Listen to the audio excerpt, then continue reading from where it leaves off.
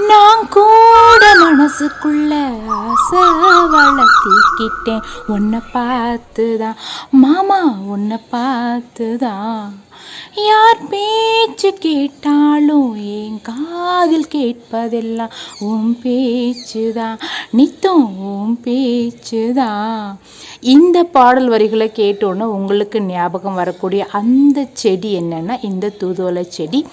இவ்வளோ முள்ளோடு இருக்கக்கூடிய இந்த செடியை எப்படி சுலபமாக க்ளீன் பண்ணுறது, இதனுடைய மருத்துவ பயன்கள் என்ன அப்படிங்கிறத பற்றின வீடியோ தான் இன்றைக்கி நீங்கள் பார்க்க போகிறீங்க. அதுக்கு முன்னாடி நம்ம சேனலை லைக் பண்ணுங்கள், ஷேர் பண்ணுங்கள், சப்ஸ்கிரைப் பண்ணுங்கள்.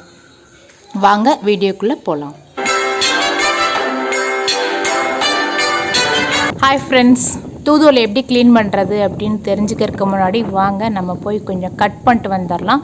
தூதுவளையை கட் பண்ணுறதுக்கு நம்ம ஒரு சின்ன கத்திரிக்கோல் மாதிரி எடுத்துகிட்டு கட் பண்ணிக்கலாம். ஏன்னா இதை நம்ம கையால் எடுக்கும் பொழுது அதில் இருக்கக்கூடிய முட்கள் நம்ம குத்தி கிழிச்சிட வாய்ப்பு இருக்குது. ஏன்னா முட்கள் ரொம்ப ஸ்ட்ராங்கானது.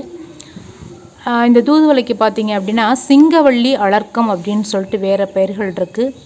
தூதுவளையை கற்பக மூலிகை அப்படின்னு சொல்கிறாங்க. அதுக்கு காரணம் என்ன அப்படின்னா இதில் நிறைய மருத்துவ பயன்கள் இருக்குது.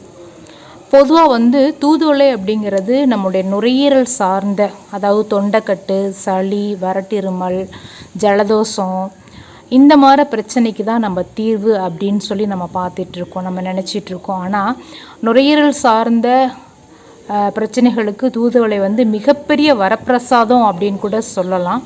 ஆனாலும் அது மட்டும் இல்லாமல் இன்னும் நிறைய பயன்கள் இருக்குது. இந்த தூதுவளையை நம்ம காலையில் மாலையில் நம்ம இலை இருக்குது இல்லைங்களா, தூதுவளை இலையை பொடி பண்ணி காய வச்சு பொடி பண்ணி காலையில் மாலையில் 1 டம்ளர் சுடு தண்ணியில் கலந்து குடிச்சிட்டு வந்தோம் அப்படின்னு சொன்னால் நம்மளுடைய உடம்பில் எதிர்ப்பு சக்தி மிக அதிகமாக வர்றதுக்கு வாய்ப்பு இருக்குது. இன்னும் நிறைய மருத்துவ பயன்கள் இருக்குது. அதை நம்ம தெரிஞ்சுக்கலாம். எப்படின்னு அதுக்கு முன்னாடி எப்படி க்ளீன் பண்ணலாம் சிம்பிளாக அப்படிங்கிறத பார்த்துக்கிட்டே நாம் இதனுடைய மருத்துவ பயன்களையும் தெரிஞ்சுக்கலாம். வாங்க. இந்த தூதுவளை இலையை நம்ம சமையலுக்கு எவ்வளோ தேவையோ அந்த அளவுக்கு மட்டும் நம்ம கட் பண்ணி எடுத்துக்கலாம். ஏன்னா டெய்லி நம்ம ஃப்ரெஷ்ஷாக கட் பண்ணி எடுத்துக்கும் பொழுது அதனுடைய சத்துக்கள் நமக்கு அப்படியே கிடைக்கிறதுக்கு வாய்ப்பு இருக்குது. இந்த தூதுவளை இலையை நம்ம க்ளீன் பண்ணணும் அப்படின்னா முதல்ல நமக்கு தேவையானது ஒரு சின்ன கத்திரிக்கோல் வேணுங்க. அதே மாதிரி ஒரு சின்ன இடுக்கி. இந்த இடுக்கி பார்த்திங்கன்னா அப்பளம்லாம் எடுப்போம் இல்லைங்களா, அந்த இடுக்கி தான். ஏன்னா நம்ம கையில் பிடிச்சி க்ளீன் பண்ணுறப்போ என்னாகும் அப்படின்னு சொன்னால் நான் ஏற்கனவே சொல்லியிருக்கேன், முட்கள் குத்திரும் அப்படின்ட்டு. ஸோ அதனால் அந்த இடுக்கியால் நம்ம என்ன பண்ணலாம் அப்படின்னா நல்லா அழகாக டைட்டாக அந்த ஃபஸ்ட்டு நம்ம கொஞ்சம் கட் பண்ணி எடுத்து வந்தோம் இல்லைங்களா, அதை பிடிச்சிக்கிட்டு கத்திரிக்கோலை வச்சு நம்ம தேவையான அந்த இலைகளை மட்டும் நம்ம கட் பண்ணி எடுத்துடலாம். ஏன்னா அந்த தண்டில் நிறைய முள் இருக்கும் அப்படிங்கிறதுனால, இலைகள்லேயே முள் இருக்கும், ஆனாலும் அந்த தண்டை நம்ம சமையலுக்கு பயன்படுத்த மாட்டோம். ஸோ இந்த மாதிரி இடுக்கியை பிடிச்சிக்கிட்டு கத்திரிக்கோலை வச்சு அந்த இலைகளை மட்டும் நம்ம கட் பண்ணி எடுத்தோம் அப்படின்னு சொன்னால் நம்ம இந்த தூதுவளை இலையை க்ளீன் பண்ணுறது ரொம்ப சுலபங்க. இதுதான் அந்த சின்ன டிப்ஸு. தூதுவளையை க்ளீன் பண்ணிக்கிட்டே நம்ம அந்த தூதுவளையின் மருத்துவ பயன்கள் என்ன அப்படின்னு தெரிஞ்சுக்கலாம்.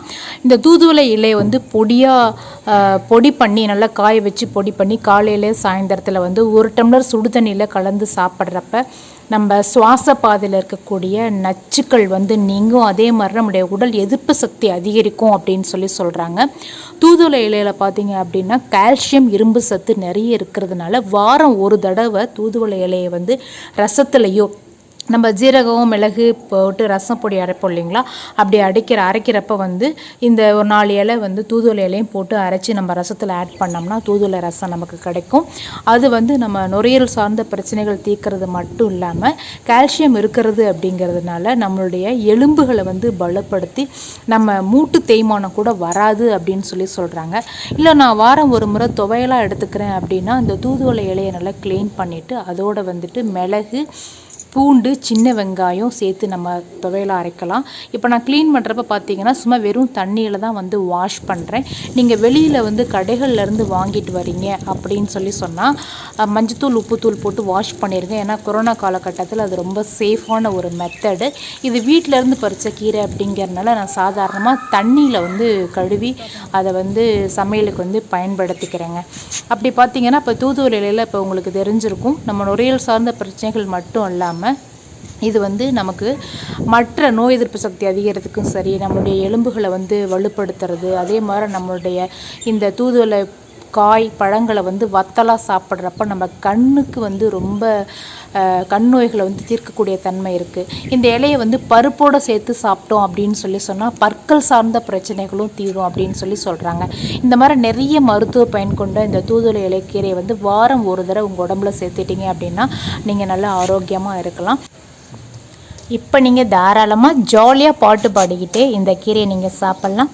தூதுவளையில அரைச்சு தொண்டையில தான் நினைச்சு மாமங்கிட்ட பேச போகிறேன் மணிக்கணக்கா, துண்டாமணி விளக்க தூண்டி விட்டு எரிய விட்டு. எப்படிங்க, இந்த வீடியோ உங்களுக்கு பிடிச்சிருக்கா அப்படின்னா கண்டிப்பாக கள்ளிக்காட்டு குயில் சேனலை வந்து சப்ஸ்கிரைப் பண்ணுங்கள். இந்த வீடியோ உங்கள் ஃப்ரெண்ட்ஸுக்கு ஷேர் பண்ணுங்கள், மறக்காமல் லைக் பண்ணுங்கள். தேங்க்யூ ஃபார் வாட்சிங். Have a good day. ஜாலியாக பாடிக்கிட்டே தூதுவளையை சாப்பிட்டுட்டு ஹாப்பியாக இருங்க.